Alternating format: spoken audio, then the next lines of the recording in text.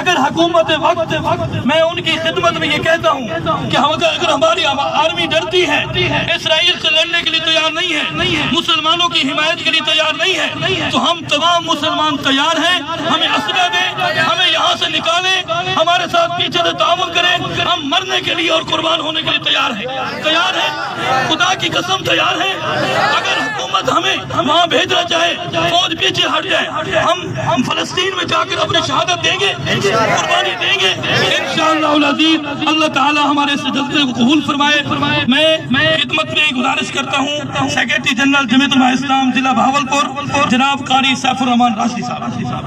میری گود میں کوئی پوچھے میں کیوں اتنا غمگین ہوں، میں فلسطین ہوں، میں فلسطین ہوں، میں فلسطین ہوں، میں فلسطین ہوں کہ الحمدللہ وحدہ والصلاة والسلام علی من لا نبی بعدہ، اما بعد، اعوذ باللہ من الشیطان الرجیم، بسم اللہ الرحمن الرحیم، وَأَعِدُّوا لَهُمْ مَا اسْتَطَعْتُم مِّن قُوَّةٍ صدق اللہ العظیم۔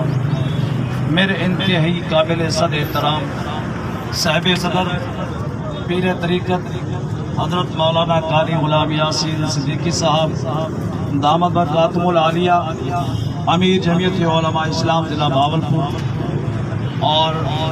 بہاولپور اور اس کے دیگر تحصیلوں سے آئے ہوئے میرے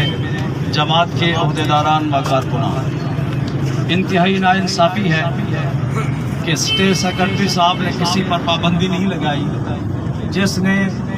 45 منٹ تقریر کرنی تھی اس پر پابندی لگا دی گئی، اور پھر ساتھ ہی ہمارے ضلعی سیکرٹری اطلاعات قاری محمد اسلم ایڈوکیٹ صاحب نے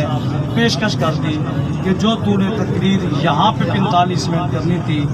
آج وہ تو میری مسجد کے اندر کر دے۔ تو میرا وعدہ کہ میں انشاءاللہ اپنی 45 منٹ کی جو تقریر پیٹ کے اندر کھڑی ہوئی ہے اس کو نکالنا تو ضرور ہے۔ تو اب میں سمجھتا ہوں کہ ہر جلسہ جلوس مظاہرے کا جو اصل مقصد ہوتا ہے وہ قرارداد ہوتی ہے، تو میں پھر قراردادیں پڑھ دوں اور معذرت بھی کروں گا قاری غلام مرتضیٰ عثمانی صاحب سے، اگر 2 منٹ کے بجائے 3 منٹ لگ جائیں تو ناراض نہ ہو، ہے میری سب قرارداد۔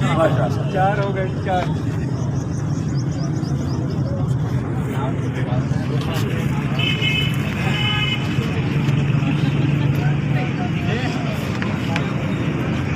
بسم اللہ الرحمن الرحیم۔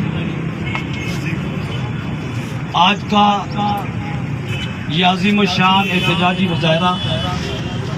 حکومت پاکستان سے مطالبہ کرتا ہے کہ اس وقت بین الاقوامی دہشت گرد اسرائیل تمام بین الاقوامی اخلاقی ضابطوں اور خطۂ فلسطین کے مسلمانوں کے مسئلے کے حل کے لیے 1947